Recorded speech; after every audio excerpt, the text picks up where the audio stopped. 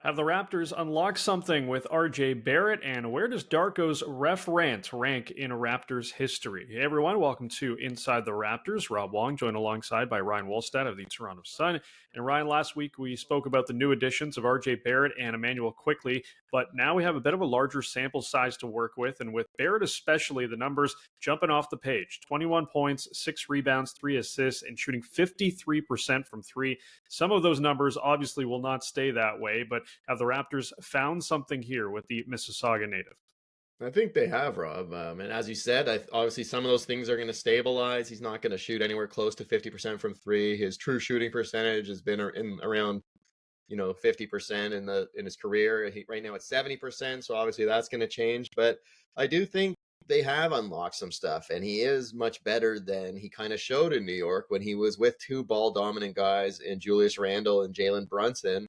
And he kind of had to, when he had the few times he got the ball, he had to say, look, here's what I can do. And he would force the issue. And anyone that's followed Barrett since Duke knows that when he tries to do too much, that's when he gets into trouble. He's a very, very talented player, and he's still very young. But he's at his best when he lets the game come to him.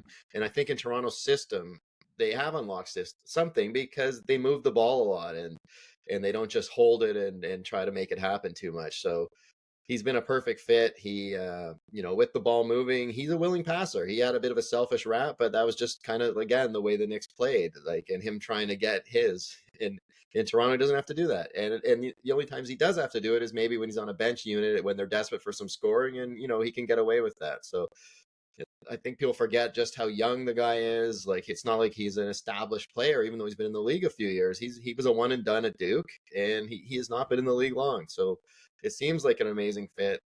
Obviously, yes, he will come down to earth a little bit, but he looks like a really, really, as a secondary piece of that trade, with Emmanuel Quickly being the headliner, that it's looking like a really good win-win for both teams.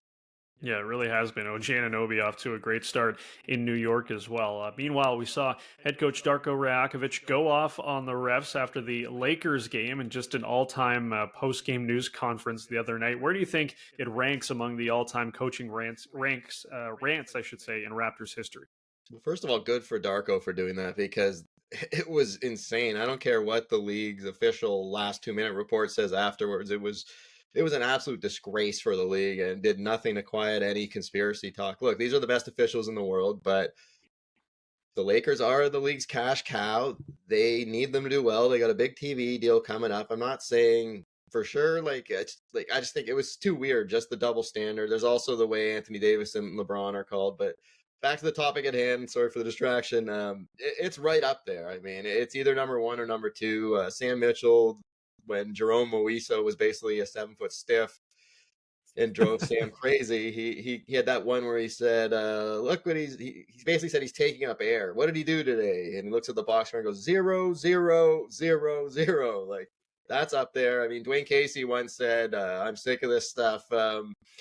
This isn't fair. We're getting fouled every time, and look what happens. They the next day they say sorry. Oh, go back to Canada though. That was a good one.